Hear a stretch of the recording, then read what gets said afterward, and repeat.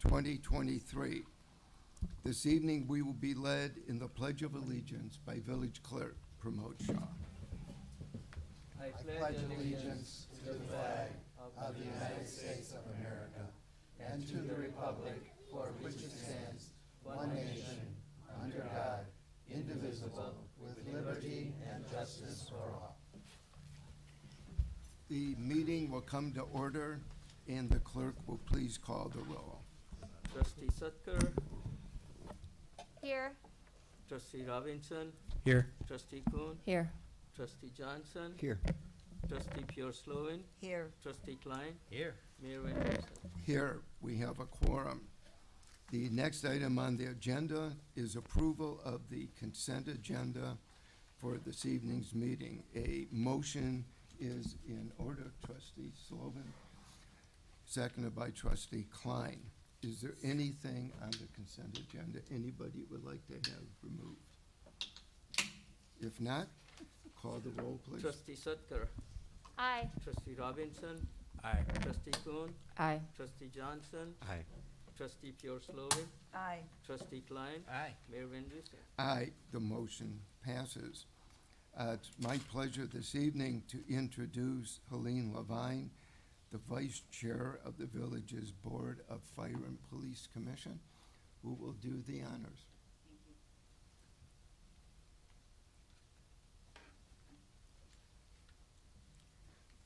Good evening, Mayor Van Dusen, trustees, and all of us who are here on this very special evening. I want to especially acknowledge the family and friends of tonight's inductee. This is a proud moment for all of you. I extend my congratulations to you and thank you for supporting your loved one during their journey leading to this moment. I would now like to take a moment to read my poem entitled In Their Honor. To our compassionate first responders who selfishly serve us day after day, answering emergency calls and protecting us in situations along life's way. First responders strive to meet our many needs with courage and compassion, performing heroic deeds. Experience a vast number of emotions each day. To our Skokie first responders, we humbly say, thank you for the service you provide to our village in so many ways. Thank you. Tonight, I have the honor of swearing in the Village of Skokie Police Department's newest sergeant, Katarzyna Por. When you begin to focus on the journey to becoming a sergeant, it often encompasses years of police officer experience. This position resonates leadership and outstanding performance. We invest our police officers with authority to promote and keep the peace. They deserve our support and our gratitude as they do their jobs.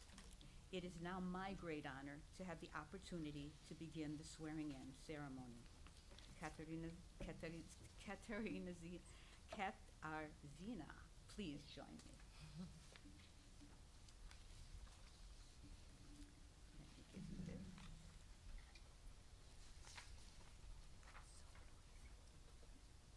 Okay. Raise your right hand and repeat after me. I, Katarzyna Por, I, Katarzyna Por, do solemnly swear that I will uphold the Constitution of the United States of America, do solemnly swear that I will uphold the Constitution of the United States of America, the state of Illinois, State of Illinois, the ordinances of the Village of Skokie, the ordinances of the Village of Skokie, and the rules and regulations and the rules and regulations of the Police Department and the Skokie Board of Fire and Police Commissioners. of the Police Department and the Skokie Board of Fire and Police Commissioners, And that I will faithfully discharge the duties and that I will faithfully discharge the duties of a police sergeant to the best of my ability. of a police sergeant to the best of my ability. Thank you.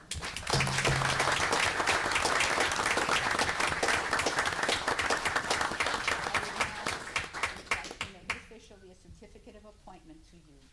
Thank you very much. Thank you.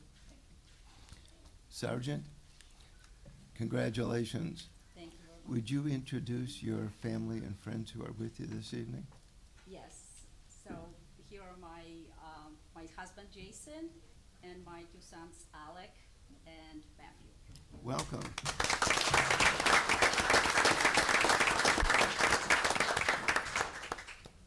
Congratulations on the promotion. It's an honor to have you on the force. You exemplify exactly what it is our police department stands for. The people of the village are very proud of our police department, and as Helene just put it in both her poem and in her narrative, the tough work you do. So thank you for everything you've done for the village thus far. And congratulations and thanks to all of our men and women in blue. We appreciate everything that you do day in and day out. Thank you. And let's take a couple minutes to be able to congratulate our newest sergeant. Thank you very much.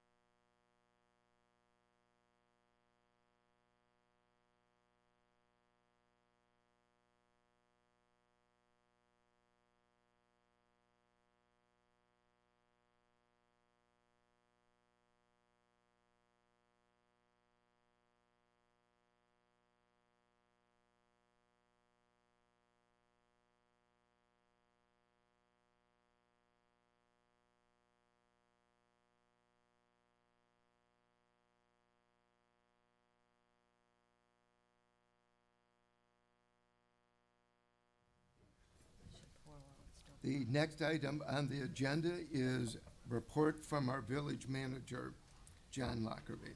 Thank you, Mayor Van Duzen, trustees. Good evening, everyone.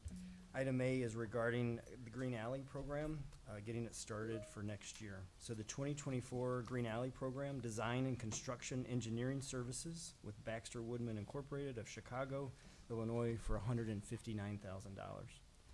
This is to construct 3 gravel alleys next year with permeable pavers. The village will need to proceed with the engineering services design and construction phase. The subject alleys to be reconstructed are as follows: Suffield Court and Greenwood Street between Laramie Avenue to Grosse Point Road, Laverne and Bronx Avenues from Grosse Point Road to Grove Street, and the dead end alley between Kenton and Colmar Avenues north of Lion Street.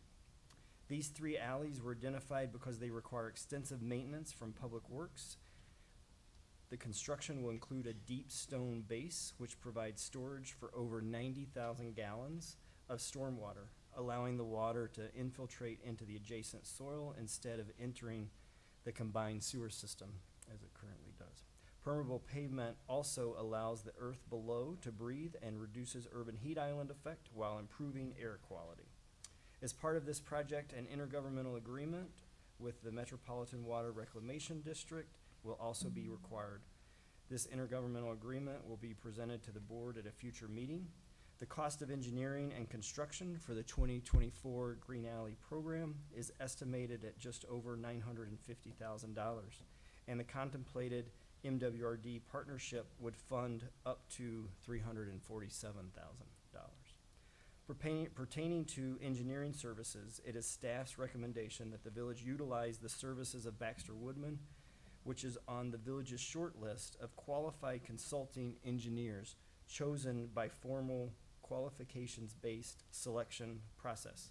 I concur with staff's recommendation and respectfully request mayor and board approval to enter into a contract with Baxter and Woodman in a not-to-exceed amount of $159,000 for the design and construction engineering services for the Village of Skokie 2024 Green Alley program. A motion on the 2024 Green Alley program is in order. Trustee Sucker, seconded by Trustee Kuhn. Are there any comments or any questions? Trustee Sucker. I just have one question. When you say, because they require extensive maintenance from Public Works, I just would like to understand what that means. Yeah, good And question. And that's a question others have who want these alleys. Yes. So Russ Reetfield, our Director of Engineering, is the person that oversees this program, and Russ is at the podium. Good evening. Good evening. So that would mean that typically there's something going on with that alley that requires more than the typical maintenance. So typically I believe we regrade our alleys once a year, and these alleys require more frequent visits. Typically, what I've seen is that it's because the alleys are too flat. And so any little change in the elevation of that stone requires the forces to get back out there and set it right again so that it drains properly. So do you have a list of prioritized alleys as we move through the program? We haven't identified a list of potential green alleys yet. We've been seeking partnership for these three for a while. So, but that's definitely something that we've been discussing with Streets and Alleys, and we're getting a list going. Okay, thank you.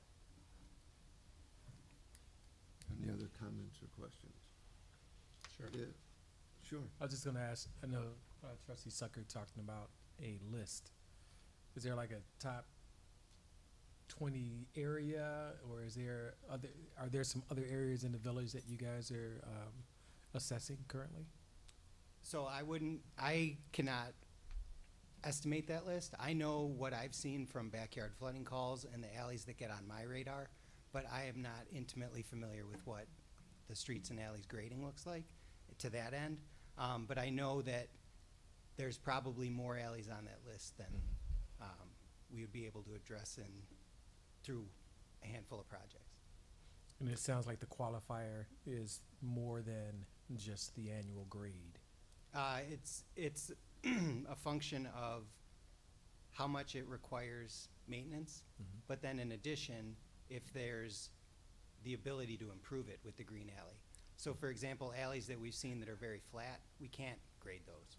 So the green alley is a beautiful solution because it doesn't require pitch to move the water, it absorbs the water. Thank you.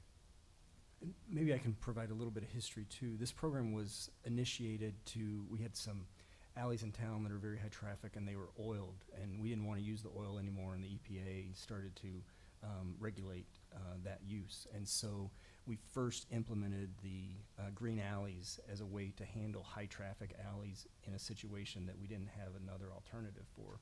And as they have been successful in MWR, they are expensive. And so as the grant funding has been available that we can leverage, we've been able to go after other problematic alleys. And so that's really, but it has taken us several years to get to this point in order to fund these three. But just to give a little bit of history, prior to Russ joining the staff, I just wanted to give a little bit of background. Oh, thanks for that context. Thank you. Call the roll, please. Trustee Sutker, Aye. Trustee Robinson, Aye. Trustee Kuhn, Aye. Trustee Johnson, Aye. Trustee Pure Slovan, Aye. Trustee Klein, Aye. Mayor Van Dusen. Aye, the motion passes. And this evening, I've asked Max Slankert, our Director of Public Works, to give a update on the refuse collection process. As we all recall, on May 1st, we made a change in service from twice a week to once a week, and implemented a new service of food composting, and we're now at the 90-day point of that implementation being initiated, and so he is going to provide an update.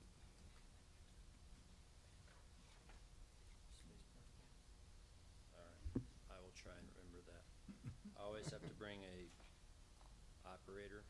It's not union rules for public works directors, just an old person rule. So, good evening. Thank you for the opportunity to be here. I've said for many, many years, gosh, I love talking about refuse. I like it less so these days. But let me talk about it. I'm always good for a conversation about refuse. So 90 days in to the transition to once a week waste collection. Let me spend a couple minutes for those in the community, and there are some, who have said to us in the last 90 days, where did this all come from and why'd we do this? I didn't know we were talking about this. We've been talking about this for a long time. I came to Skokie in 2006. One of the first questions I got is, do they pick up garbage twice a week in the community you came from, which happened to be Kenilworth?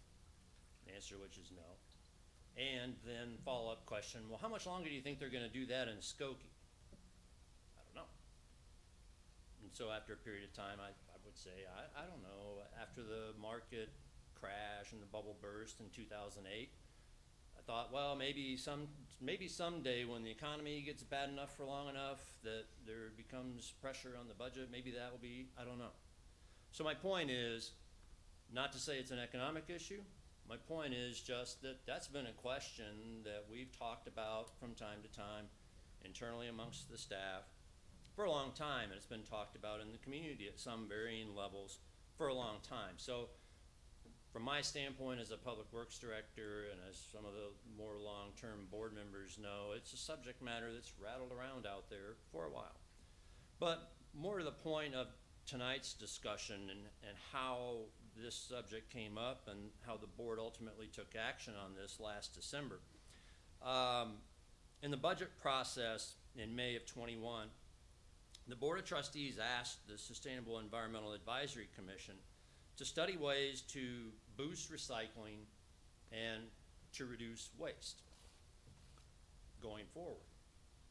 And as part of that, they asked the Environmental Commission to hold a listening session with the public to consider any and all subject matters relating to waste and recycling, which SEAC ultimately did in October of 2021.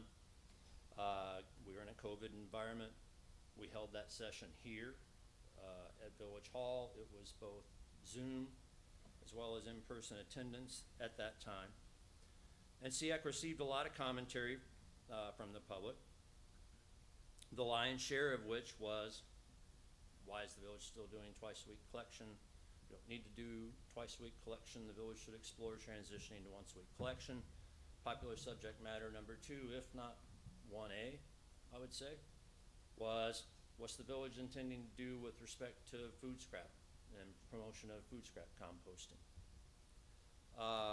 Around the same time, village staff was doing its survey investigation in the fall and then winter of that same year.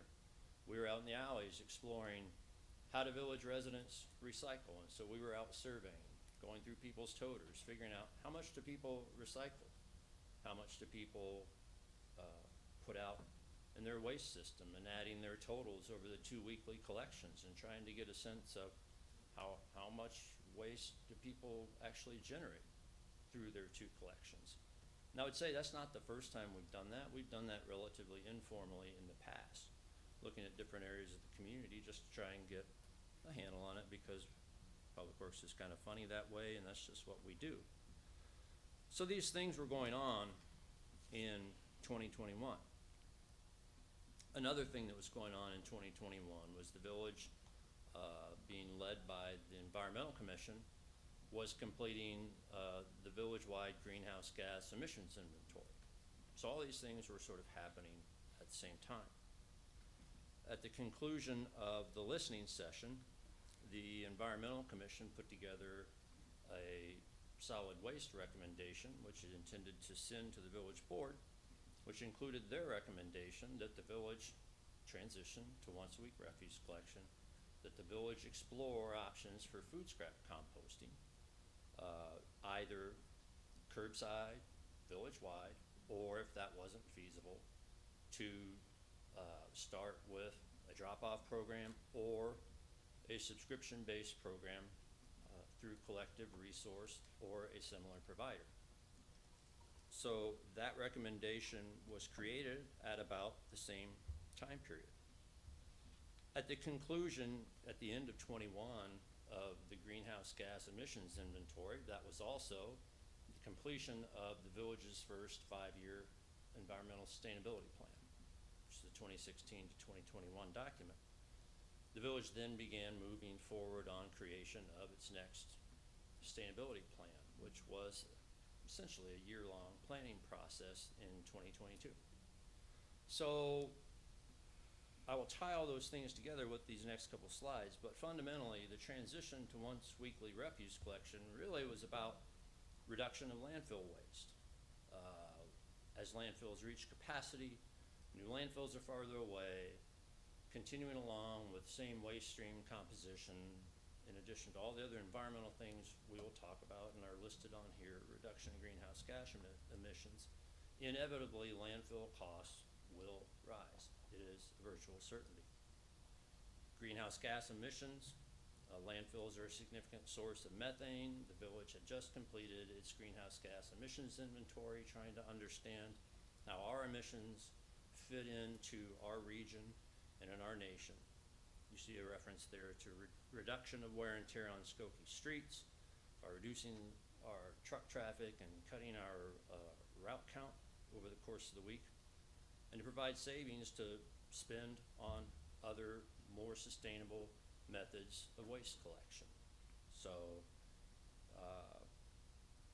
we like to think of it as going to once a week is not a service reduction, rather it's an opportunity for a service enhancement, which I think was the strategic thought direction of the board, was how do we position the village's services in a more sustainable way as we look towards the future.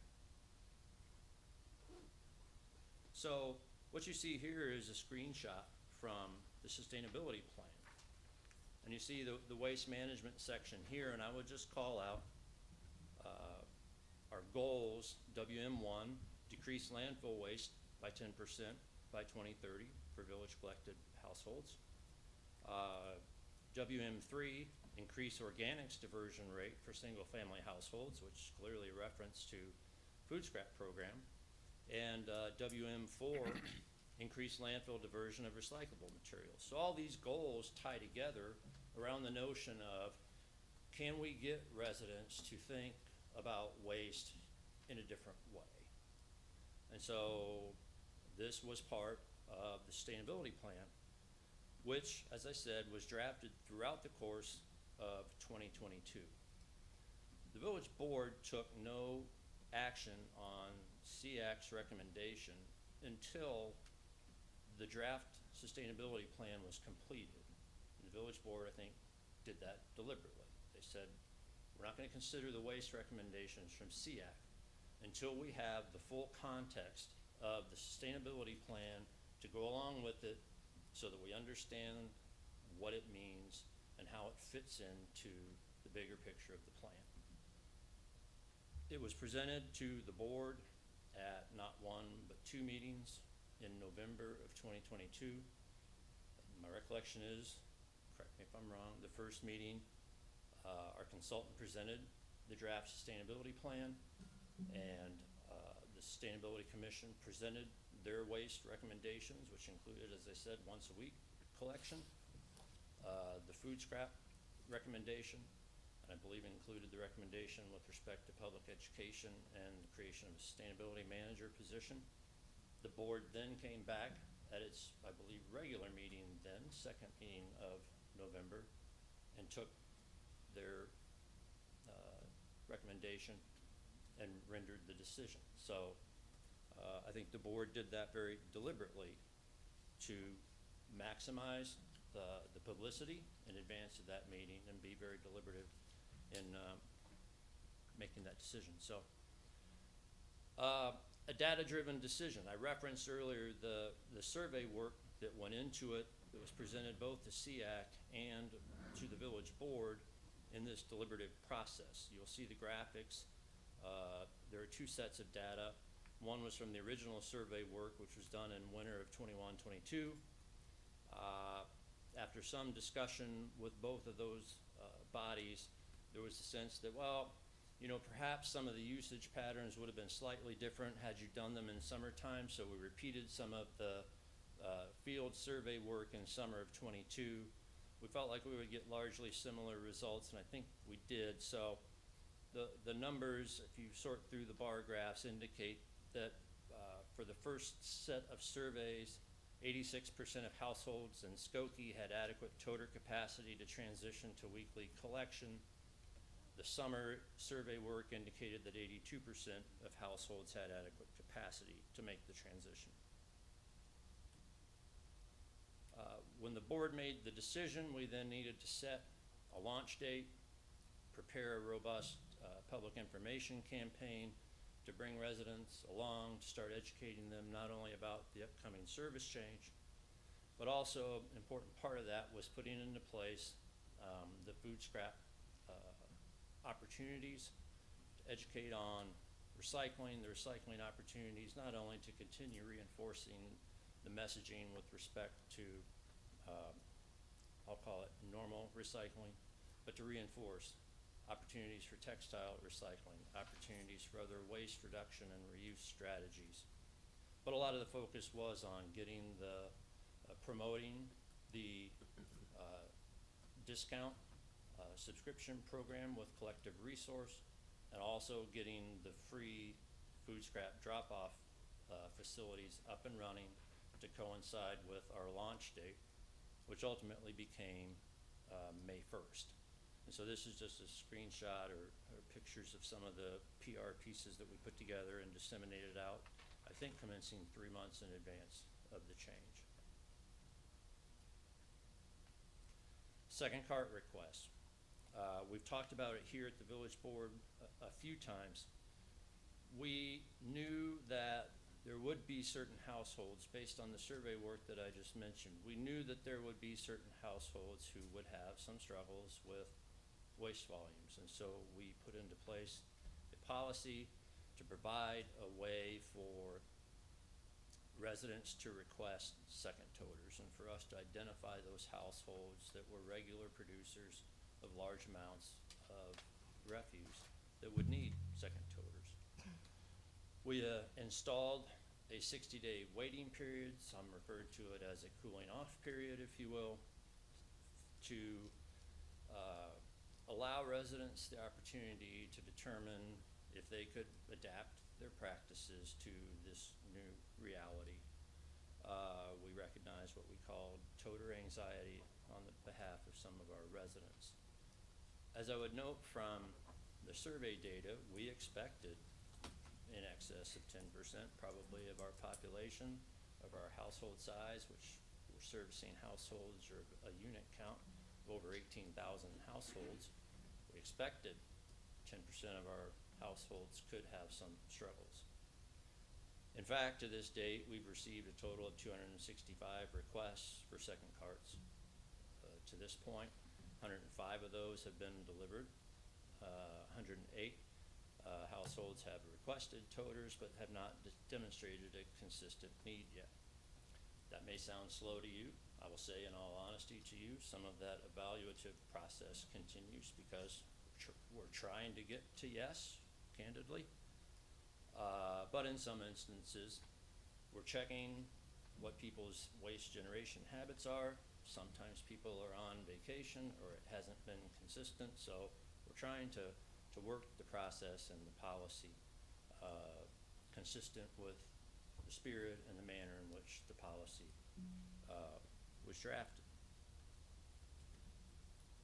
As a reminder, these are the bullet points that describe the policy. The household has to generate or demonstrate you know, a consistent need.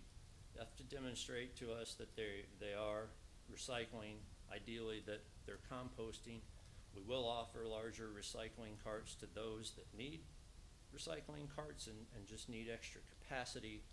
And then again, they have to demonstrate that they're generating landfill waste in excess of what one cart is sufficient for. And for those that are demonstrating a need for those things, we'll provide that cart at at no cost.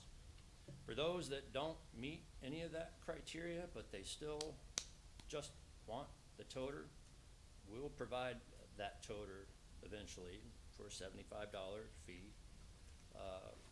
But we're not at that point with folks yet. I mean, ideally, we'd like to accommodate people's needs. How's the transition going? From our standpoint, I've said this a few times, I know there are people who disagree with me and see things differently. From our standpoint, it's going well. I mean, first thing I would say is to reiterate what I've just said. We expected that we could have 1,800 households reaching out to us and requesting a second toter, and in fact, we've had 265.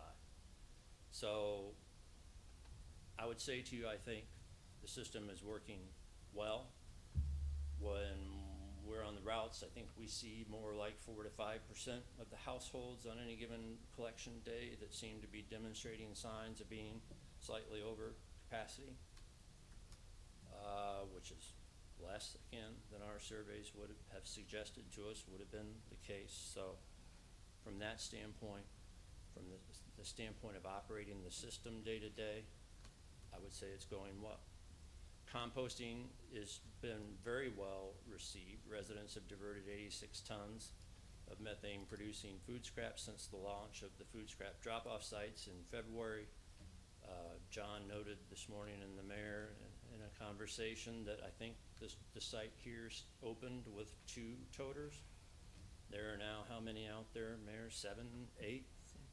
Depends on the day of the week, but more than 8 sometimes. There are many, and similarly at Public Works. So the sites are very popular. We have seen reductions in diesel fuel, which I think is fairly intuitive since the beginning of the system. Landfill tonnage is trending downward. We don't have the final figure from Swank to verify our own collection figures for the month of July, which just closed, but we expect it to be right at or lower, the lowest July tonnage since 1994, which is as far back as our by-month, by-year data with Swank goes. So the months of May and June were down by 9.5% for each of those 2 months or so. I would note, though, that our tonnage was down in April as well. So I want to be careful to say this. We don't know why that tonnage is down. We can hope that it has something to do with the education that we've put out there. But, as will be the case when we talk about some other data upcoming, sometimes it's just too short a time period to look at data and assume that you know anything necessarily about the reasons why. Quite often, waste data reflects the economy, economic conditions, people's spending habits, demographics, all sorts of things can go into waste tonnages, how they fluctuate, weather, the wetness level of waste, all sorts of things can affect that. So it's very difficult to look at tonnage trends and necessarily understand them. But continued education on existing waste reduction programs. Over the last 2 years, our interns have handed out and visited 7,000 households and left toter tags. So last year the emphasis was on recycling education. This year, thus far, the emphasis has been on the waste side of the equation. So you'll see on the right-hand side of the screen there, the waste toter tag. They get both now. They get both now. So, and then you'll see listed there some of the informational and outreach campaign items and new Skokie and Skokie news items that we have hit on so far. So there is quite an extensive list of public information that's there. Again, public information not only on recycling, but reuse and reduce are particularly important. You know, I talk, I think, every time I've been in front of you for the last couple months, you know, we need to make sure that we hit the reduce and the reuse. We get caught up a lot in talking about recycle, but we have to make sure we talk about those other two items as well. Let's talk about something else that is talked about a lot in the community, and that's rats. We have heard an awful lot about rats in Skokie, and we have heard a lot of suggestion that rat numbers are up in Skokie, and that rat numbers are up in Skokie because you went to once-a-week collection. I'm here to tell you that it's our belief, and I think the data will demonstrate that, it's our belief that that's half right. Rat numbers are up, but the cause and effect with once a week, I think, is flawed. If you look at the data, this is the rat cases received by year and month, going back to 2018. So the green line at the top is 2023. And so rat numbers are up, and rat numbers are high, highest of any year that's shown on here.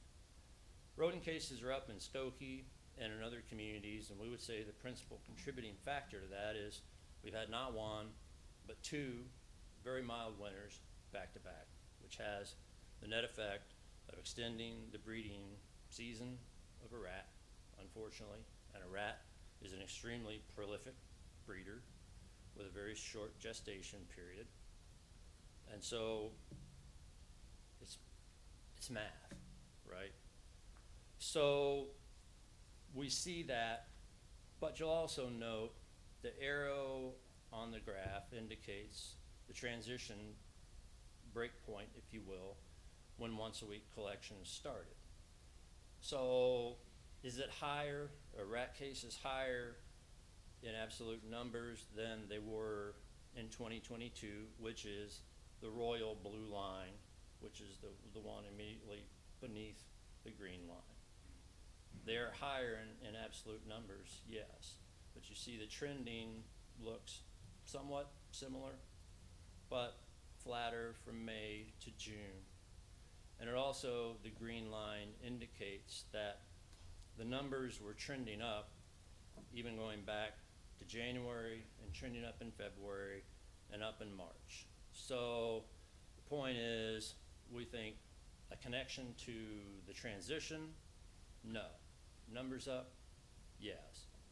Chicago, as I heard the mayor say this morning, and I think many of us, and probably many in this room, have read, Chicago just named rattiest city in America by Orkin. Rodent cases are up in Skokie and other neighboring communities. The health department has increased awareness of the free program, surveying and abatement, which also has an effect on causing increases in cases. The more you look, the more awareness you promote, the more phone calls you generate, the more surveying gets done, the more people invite you on the property in response to those things, oftentimes, the more you find. Top rodent attractants continue to be water sources, grill grease, long-term outdoor storage of bulk items. Garbage-related attractants are often caused by scattered litter, not litter related to refuse changes or garbage bags containing food left on the ground. It comes back to housekeeping. The rodent attractant is not the garbage bag that's inside a sealed toter that has integrity. It's the garbage bag that's not tied off, that's halfway into the toter and hanging out, that then gets pillaged by the squirrel and the contents are on the ground. Or it's tossed in the general direction of the toter with the contents spilled on the ground. So housekeeping and property standards for refuse, for fruit from trees, from ground feeding to picking up after one's dog, to a whole host of other environmental factors, is really what is important. Because a rat can subsist on almost any form of anything that can be eaten. So property standards and how one maintains a property and how one creates potential harborage for a rat, a sealed garage, a place for a rat to live, a water source for a rat, that is what is important. Public Works crews and property inspectors continue to search for, educate, and cite these cases. Alley cleanup kits are available free of charge for volunteers wishing to clean up an alley. Another point, food scrap drop-off, food scrap composting is a great way to deal with rodent issues for people who are concerned about the fact, because the rat's co-conspirator out there in the world when it comes to refuse toters is his pal, the squirrel. The squirrel does the chewing of the hole in the top of the toter and then drags contents out and sits on top of your toter and does the eating and then does what, right? Drops the chicken bone onto the ground when he gets scared or she gets scared and runs away. Where then the rat can encounter it, right? So typically in our toters, the holes on the lids come from the squirrel. If you see the hole on the bottom, then that's the rat. So if you keep the food out of the toter, we see an awful lot of varmint issues go away. Similarly, residents need to bag waste. You have to. And oftentimes, we're contacted by residents who insist to us, I bag my waste all the time, and that's not the issue. I'm here to tell you a lot of times that is the issue. Housekeeping is very, very frequently the issue. You have to bag your waste, and not just bag it and tie it. The more you do that, the more you're helping yourself, and you're helping your neighbor, and your neighbor across the alley or across the street. 3 ways to compost in Skokie. Backyard composting. A reminder, the village still offers a backyard composting rebate program. You buy an approved composting bin, you can get a $25 rebate from the village. The subscription curbside service through Collective Resource, we have 340 customers now. It's a 15% discount offer off of an already discounted program cost, since we're a franchised community with Collective Resource, for new customers who sign up for an annual subscription. 9 drop-off food scrap sites throughout the village. A new site at Weber Center should be launching this week. And then free transport buckets are available at Public Works. You can use countertop compost buckets or keep food scrap in the fridge or freezer until transport. And if you're using compostable bags so that you can tie off and have a little bit less of a mess, look for the designation CMA-W compostable bags, which is a slight change from the first specification we have. And that stands for Compost Manufacturing Association-Windrow. Yes? Alliance, close. Okay, now, you want me to talk more about techniques of managing your food scrap, Mr. Lockerbie? No, thank you. Okay. You told me to hit the details, so I wanted to make sure that was detailed enough. Otherwise, I was going to repeat my You did a great trustee job. Klein speech about exactly how to do it. Okay. Thank you, Jed. Got it. Okay, one other thing. I talked about rodents. I have a note to talk about the other pestilence issue of the day, which is maggots. Shall I? It's a fun day. You sure? No pictures. We just need to wrap it up. Has it been 40 No, minutes yet? no pun intended. Okay, real quickly. Wash your garbage cans. Back to the sealing of the bags. Okay, the principal thing that the fly is looking for to go into your toter to lay eggs, which become those squiggly maggots, meat, food. So a couple things. Food scrap compost. Get your food stuff out of there. Okay? If you're gonna put it in there, double bag it. frequently when I'm processing meat things at home, particularly the kind I don't like, I put it in one bag that it came home from the store in, because I wrap it in another little bag at the store. I put it in there, I tie it off, and then it goes into my kitchen garbage bag, which then goes out to the toter. So by the time it's in the toter, it's been wrapped twice.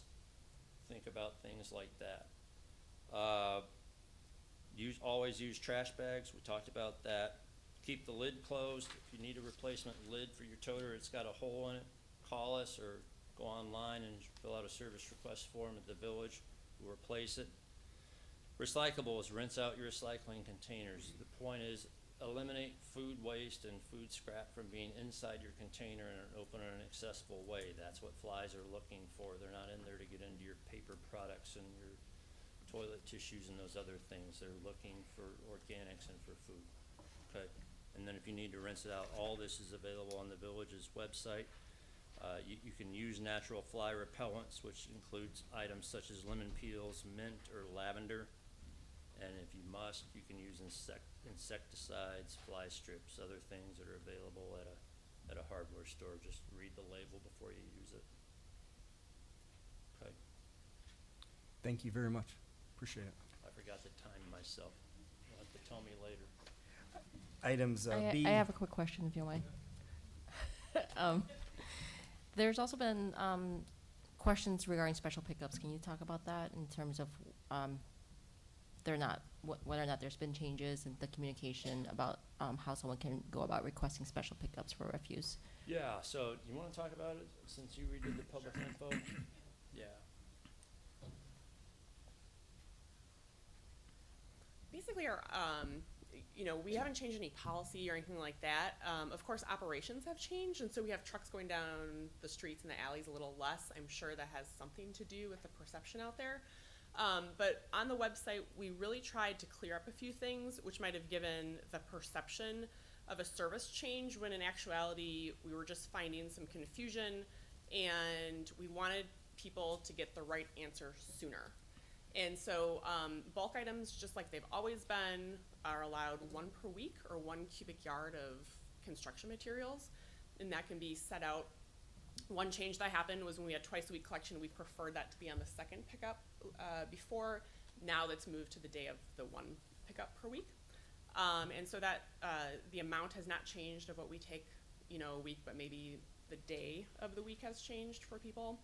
And as far as And they don't have to call in to request that, right? They can just put it out there?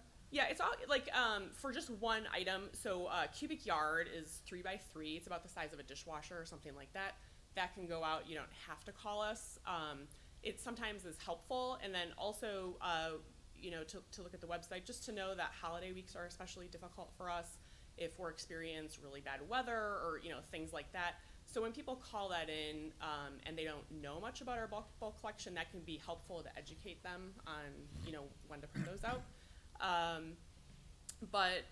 Yeah, if you're putting out a small amount, or we always say like 1 bulk item would be either a couch, or if you've got 2 small items, like an end table and a chair, that would be okay to just put out. Anything more than that, we'll take a few items for what we call like a small move out. But these large move outs, and people used to kind of try to do this to us, they would like move out of their entire apartment, and it would be like, it would take up several properties down an alley. I mean, we have these stories. And so those were never allowed, and we would ultimately track down the person and try to get them, to get a dumpster or to get some sort of a move out company. And so we put that information on the web to kind of get people that information, and we were getting asked the same question all the time. Another question that we were always getting is, where can I donate, my couch? I think it's just tragic when we see these like nice couches and nice furniture out there. Maybe somebody doesn't have a pickup truck or whatever it is. And so there's companies out there that will come pick up that stuff for free and give it a new life, which is sustainable and great for the environment. So we did add some of that to the website as well. Thank Yeah. you. I have something, if you don't mind. I have a question. You might as well stay there. Okay. During the overflow, the people who request a second toter or who should request a second toter, I'm finding your numbers were right, between 12 and 15% needed. But I'm also finding that the majority that I've observed are people who rent single-family homes. And they do not, I guess, know how or even think of getting a second toter. So my question really is, could we be a little more proactive? Because if we see a can that's constantly overflowed, can we drop a flyer in the mailbox or something to tell him he can request one? Yeah, and oftentimes we try to just drop a second toter. We don't, if we know that property is gonna generate that landfill waste, it's gonna be a health issue, you know, we will drop a second toter. And I was talking to our refuse supervisor the other day. We'll drop that maybe with the educational information hanging on the toter. So they got a second toter, let's put that, you know, how to recycle, how to reduce your waste right on that new toter. In all honesty, I had to go back to our crews and kind of re-educate and just stress the importance of this again. We've had some crews that have been really proactive and different routes in town that have been dropping toters off, and some that, you know, we needed to remind them of how important this was. And so we just did that this week. They should be on the lookout for that again. My intern is also aware of that, and he's also fixing occasional, if there's he has tools with him to fix toter lids and things like that while he's out in the alley. So we do have a lot of eyes, you know, in the alley looking at this. But just reminding neighbors, if anybody's watching tonight, it doesn't have to be the person or the household, you know, to call it in. If you're seeing a neighbor, somebody on your block that needs a little bit of help, you know, by all means, you know, help us out, be more eyes on the street and call those in. Yeah, Thank you. sure. I'd like to ask a brief question. First, I want to go on the record as saying I found the presentation interesting, and it went much more quickly than most of the other proceedings of these meetings. But one thing I don't understand, let's take appropriate composting and recycling as a given. All things being equal, how does the switch to one pickup weekly reduce landfill? It appears to me that under the old system, a given house generates W pounds of landfill, 2 W pounds of landfill a week. Under the, I said that wrong, that they generate 1 pound a week, whatever the amount is. And under the new system, they generate twice as much, half as often. And I'm not clear on how that actually reduces the amount of landfill. Thank you. Very close. Other than that, it was an excellent presentation.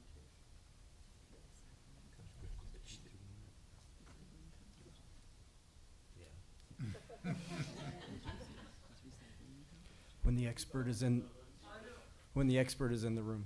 All eyes on Max. I would be remiss if I didn't remind you that you just kicked me out of here. But I'm back. I did. You Well did said. not. I like you.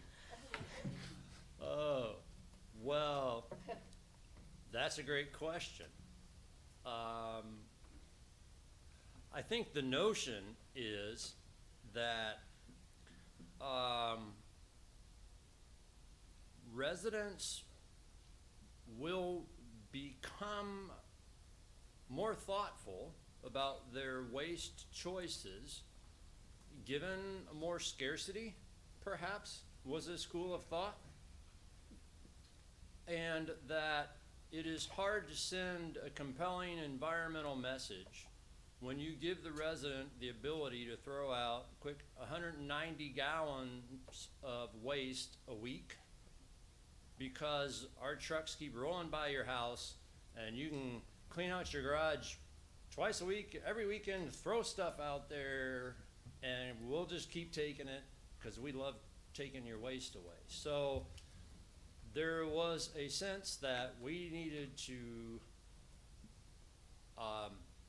make you realize that trash is waste, and that waste has a cost, waste has a societal cost, and so that would help encourage you to think about your behavior, I think, is part of the theory that was going on there. Part of it Now- also, I'm just going to interrupt for a second. I'm chairman of the Solid Waste Agency of Northern Cook County, 23 municipalities which have voluntarily, legally bound themselves together with the aim of creating a market so that we can dispose of our garbage and get, hopefully we can negotiate reduced landfill cost.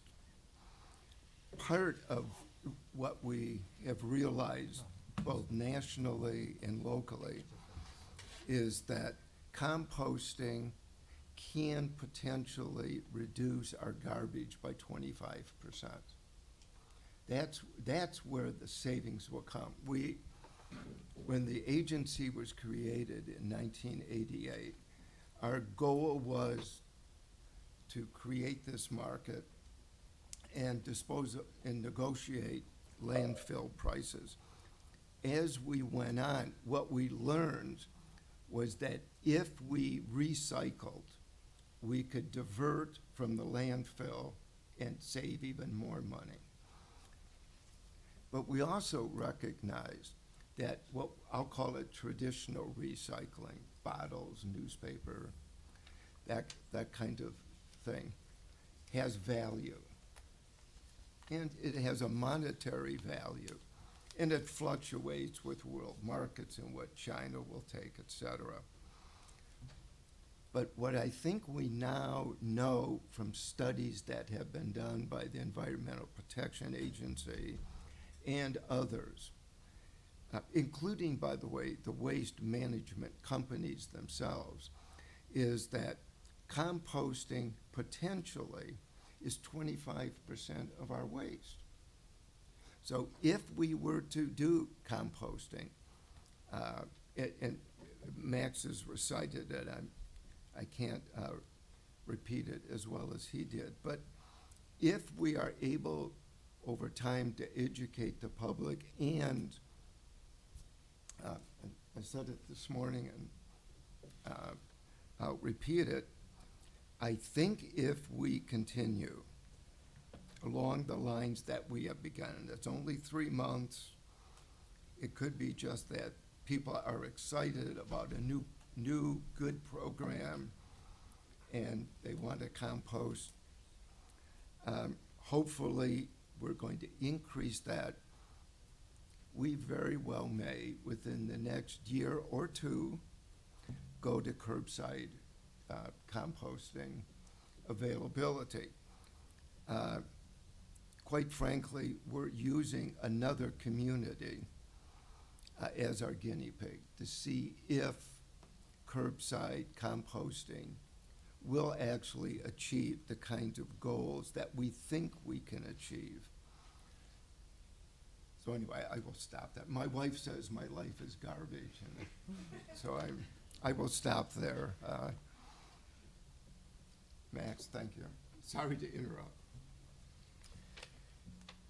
The other items, including the Backlot Bash and the Microsoft Exchange renewal and the maintenance contract for Cisco, were approved as part of tonight's consent agenda, and that completes my report.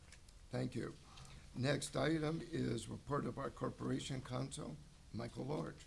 Thank you, Mayor, trustees. Good evening, everyone. We move now from garbage to alcohol. Item A on my agenda is an ordinance for first reading tonight. This is a routine ordinance to enable the Backlot Bash to sell and serve alcohol on village-owned property.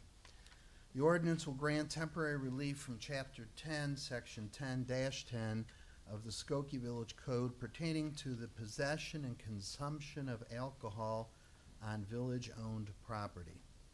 On August 25, 26, and 27, 2023, I'll repeat that as a free advertisement. On August 25, 26, and 27, 2023, the Skokie Park District is sponsoring Skokie's annual Backlot Bash. The festival and carnival will utilize village-owned parking lots and portions of public ways. The Skokie Park District has applied for and received a temporary liquor license for the 2.5-day event on August 25th, 26th, and 27th. Am I doing okay, Michelle? As in previous years, the Park District will restrict the consumption of alcoholic liquor to a defined and fenced-in area, which will include portions of the public right-of-way of Oakton Street, the Village Hall parking lot, and the Village Green. Mayor, this matter will return for second reading and board action on August 21st, 23, unless there are any questions about it at this time. Mayor, then I also just want to provide quickly an update on our affordable housing ordinance, if that's all right. As this board knows and will remember, we drafted and presented for first reading an ordinance within 2 weeks of the board's discussion of the report that was submitted earlier this summer. Since that time, we've worked with staff and made some edits based on comments and questions from board members and from various stakeholders. The final revisions are in process, and we would expect to have it completed and returned to this board on August 21st, or at the very, very latest, the first meeting in September. We're just trying to pull together all the comments and catch all the nuance in the code. And that would conclude my report. Any questions? Actually, just one question. A resident just before the meeting was asking me for a status update on the housing subcommittee. That will, I just about have everybody. Awesome. And what I would like to do ideally is when the ordinance is presented, present the subcommittee. Awesome. Thank you. But yeah, I've got one more person I have to complete my conversation with. Next item on the agenda is Trustee Johnson. Well, thank you, Mayor. This is the unfinished business item about our agenda items process. And I'm going to try to be brief so I can pass this conversation back to the other trustees. So I've asked that we review our agenda items process kind of due to some of the breakdowns in our process in the past year. And specifically, I've asked that we review Rule 1 of our Rules of Order for Village Board meetings that are included in our village code. From my understanding, Rule 1 has not been updated in maybe over 40 years. But in short, it says that any trustee can place any item on any board agenda by simply notifying the village manager in time. But especially in the past year, there's been kind of a discrepancy between what's allowed in village code and what's allowed in practice. And so that's why I'm asking just that we clarify our process. And so my big question for the board is really, how can we clarify and improve our agenda process for trustees? How can we improve Rule 1 specifically?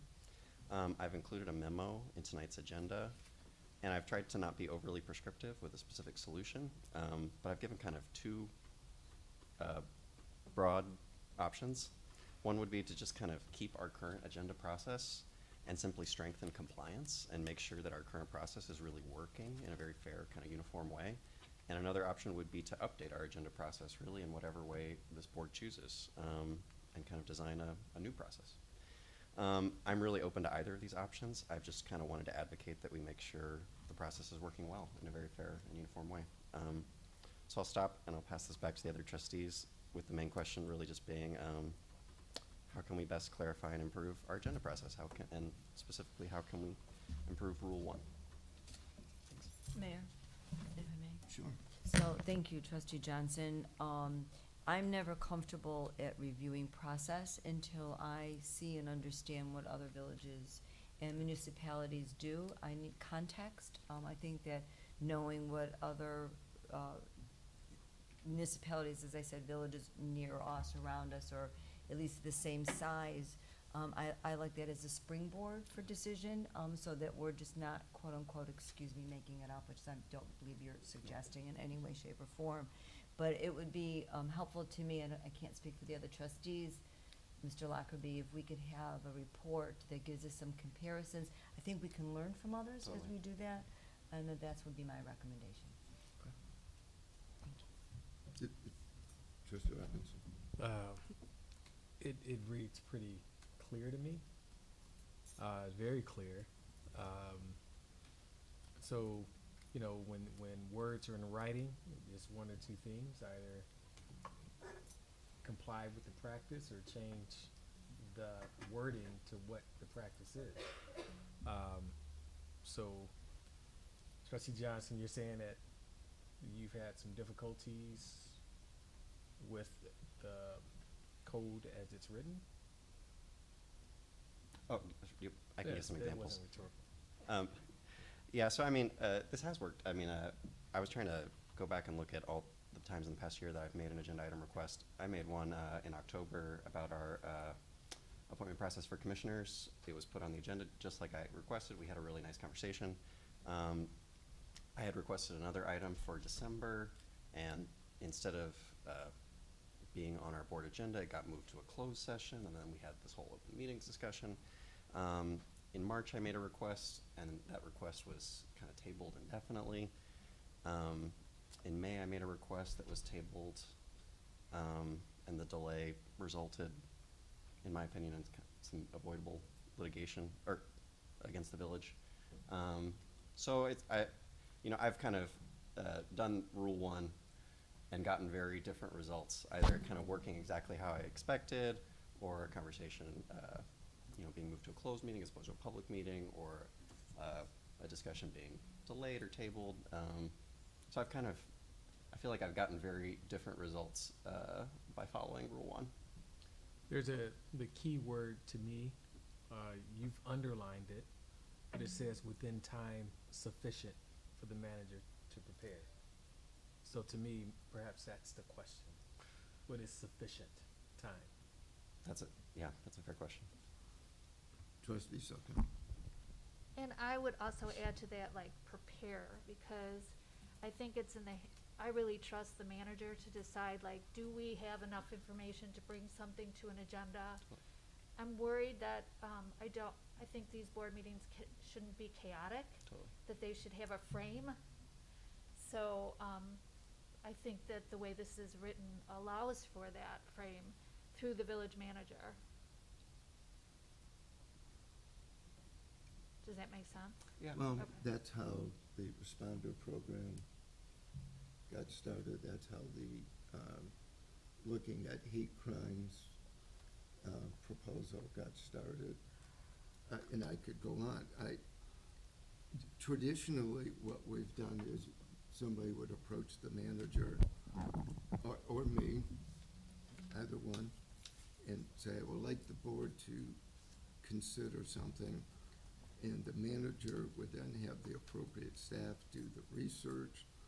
And like in the case of the hate crime, it would then come to the village board.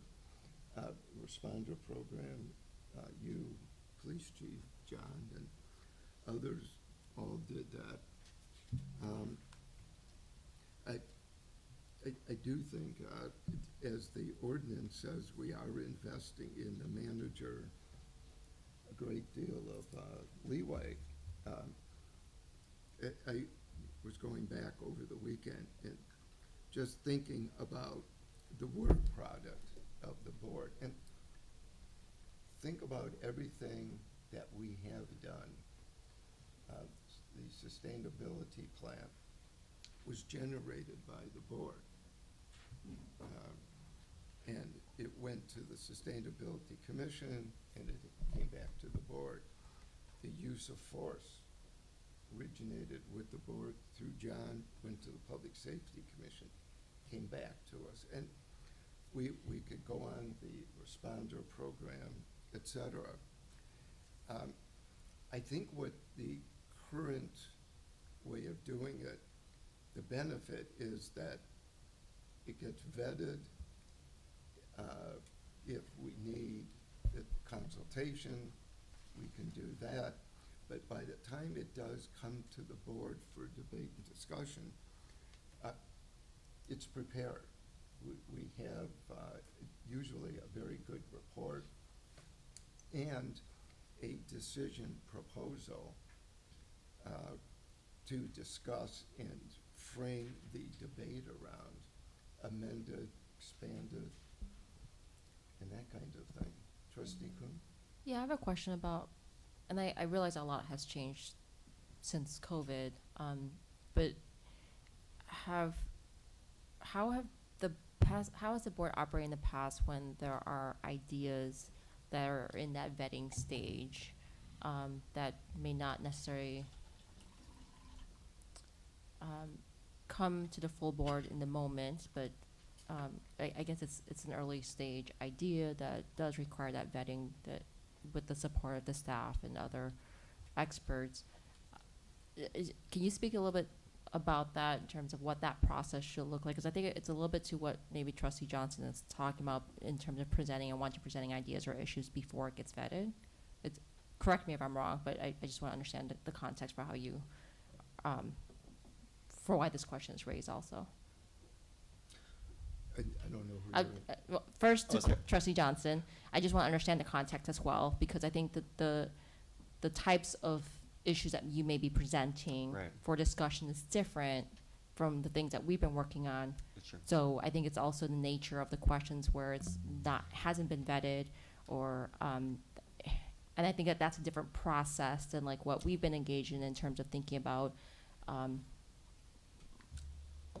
getting it to a place where we're ready for a board decision or action and gets presented to the full board. Yeah, and I think that's a fair question because some of the nature of some of the agenda item requests that I've made really pertain to the authority of this board specifically, as opposed to, you know, the departments under our village manager. So some of the agenda item requests that I've made concerning our appointment processes, or, you know, this item about our agenda items process, you know, this kind of pertains specifically to kind of our practices and authorities, which kind of makes it a little different than an agenda item request that comes up through a department that might have a specific recommendation from staff attached to it. Yeah, but specifically, you know, I kind of brought this up again just because, you know, you're asking for context. I think with our OMA issues earlier this year and the kind of recent litigation related to, I just kind of had this nagging feeling in the aftermath that if our agenda process had been a little clearer, that we could have avoided some of these issues we've been dealing with this year. So that's kind of why I've asked us to discuss this again. On the flip side, though, there's been other occasions where there have been, I think, multiple requests for the board to review an issue that it wasn't ready to because it hadn't been fully vetted yet and hadn't been part of a process yet. And we had agreed that it would have to be, it would be considered as part of a later timeline. Totally. And hence the reason why those repeated requests were not part of the discussion, because we agreed as a board that we would have that discussion at a later timeline. So there has to be a respect for that as well when we say totally. that it's not the right timeline either, or process. You know, I think a lot of these questions have to do with kind of our board dialogue. You know, in all of the cases I mentioned where an agenda item request that I was made was kind of tabled, kind of unnecessarily, or, you know, or for good reason. You know, I wasn't even really alerted to it before the meeting, so I'd be kind of just waiting for our agenda, expecting my agenda item to be on there, kind of preparing, and it's just not there. So I think some clarity about, you know, what some items certainly need a lot of prep and a lot of research, more than others. There is kind of an issue by issue component to this. Yeah. Yeah, okay, I got some. This work or no? Whenever I have gone to John to start a process for something that I want to discuss or have this board discuss, there's two things I do. First, I talk to another trustee. I bounce it off them. I do not go by myself. And the second thing is I talk to John. I never ambush John. I never ambush anybody here. So, not to be flippant, but you have a tendency to ambush. And so sometimes I'm very nervous when you bring something up. So I have no problem with the process, because it's work. You know, I don't take offense to that comment. I'll hear that, because I think, I think I've been frustrated with not feeling like the process has worked the way, it seems written to me. And it's very clear that I think other trustees have been frustrated with me trying to kind of use the process as it is written. So I think your concerns are totally fair, and I think part of why I brought this up is because I had hoped that maybe by clarifying this process, it'd end up being less frustrating for all of us. If, I do think that it's fair that if you do make a request, that there's a response back to say either we're not able to have that agenda item at that particular board meeting, or it has to be at a certain date or something. Well, this is kind of the clarification question I was asking for, because, our village code just says if a trustee asks for it, it's on. There's kind of no ifs, ands, and buts. There's no, there's no language about vetting, or it's just kind of a definitive, if it's asked for, it's there. So I think that's why it needs clarification, because in my experience, that has not been the case. well, why don't we get John's report and then discuss it further? Is that okay with everybody? Is that? Absolutely. No, I think that information would be really helpful. It's my understanding, it's at least, I don't have the data, but it's my understanding that a lot of communities have the exact same process as written as we do, and others might require a threshold. It might be, multiple trustees have to kind of sign on beforehand. So there are other ways of doing it. I think, regardless of what's most common, I think seeing how other communities do it could give us a lot of ideas about ways we could improve this. So, okay. Appreciate it. Thanks, everyone. The concluding item is public comment. Anybody wish to address the board on any issue? Fair. Just right before Lauren comes up, I just wanted to give a shout out to the teachers. This is the culminating week of so many districts across the country where summer school has concluded and everybody is getting ready for the regular school year. So to my colleagues in the field of education, administrators, staff, and all those who prepare and support kids, I just wanted to wish them the best of luck for the upcoming school year.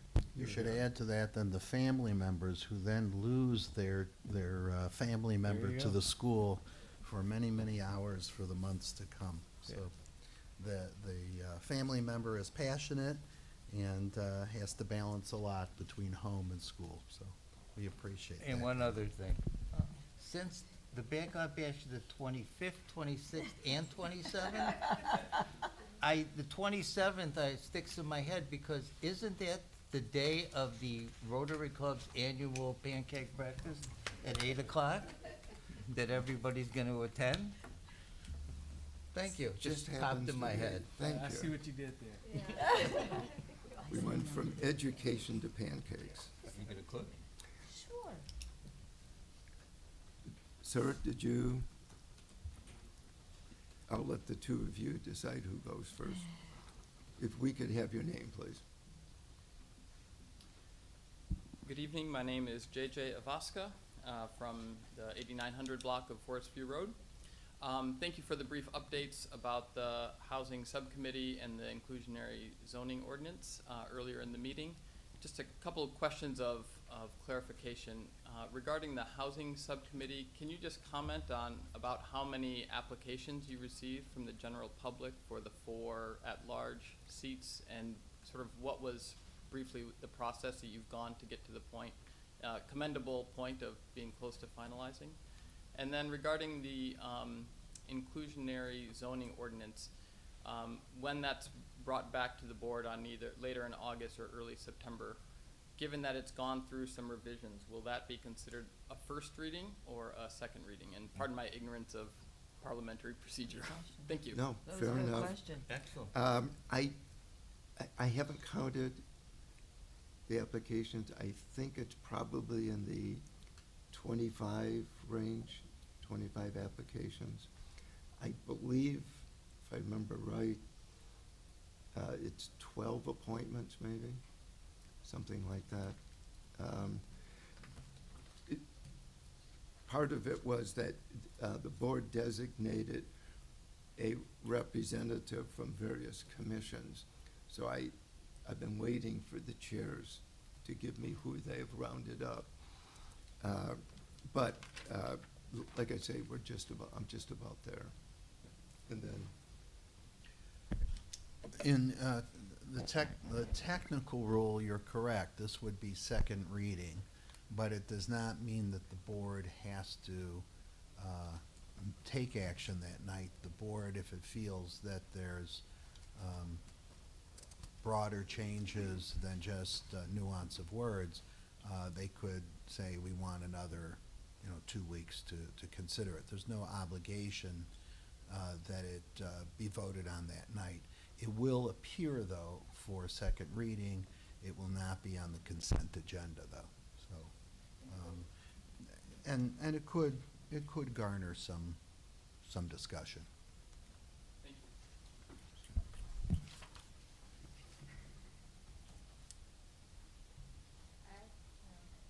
My name is Lauren Brednicki. I am at the 8800 block of Colmar. Since people are shamelessly plugging for public events, and since Mr. Slankard mentioned a library program about composting in 2022, I'd like to mention another one this coming Thursday at 6:30 that I'm giving at the library. You'll find out what room it is when you get there. is it on composting? Yes, on composting. I had a very nice long talk with the person in charge of the CMA certification. Can I have a presentation. You just have to exit out from the keyboard. Thank you.